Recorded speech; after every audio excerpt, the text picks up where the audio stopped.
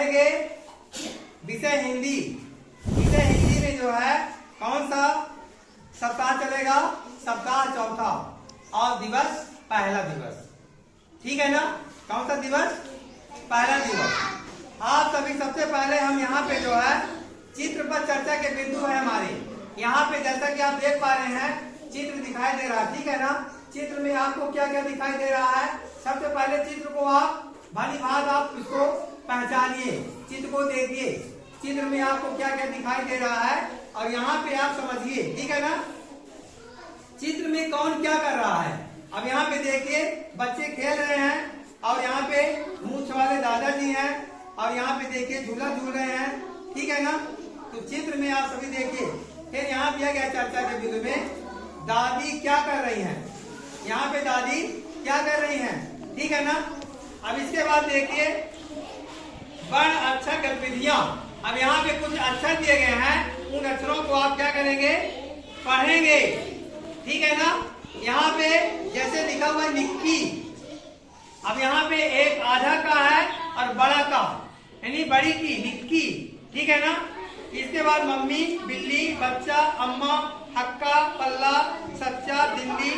Okay, इस तरह आपको यहाँ पे अक्षरों को मिला करके शब्द पढ़ना है। ठीक है ना? अब यहाँ पे देखिए यहाँ दिया गया है सप्ताह 4 दिवस 1 विषय हिंदी। अब यहाँ पे एक प्रश्न है, समान ध्वनि वाले शब्द बोले और लिखे।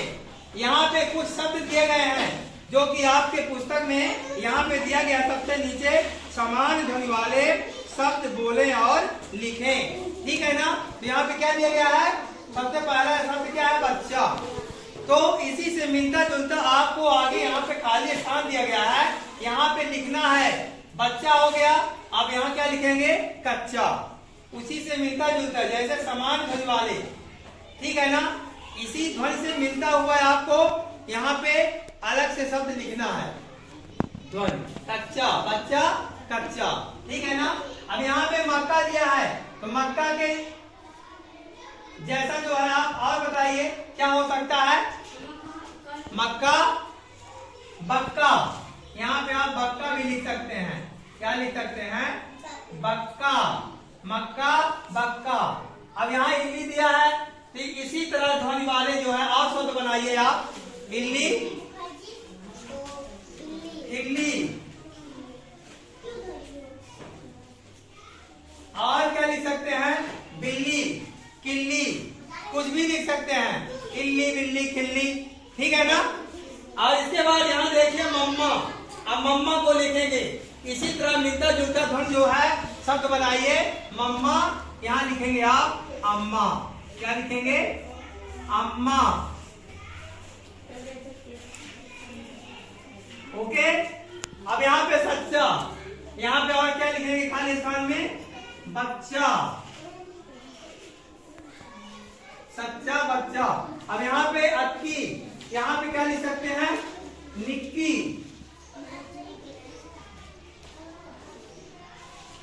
इस तरह आप लिख सकते हैं।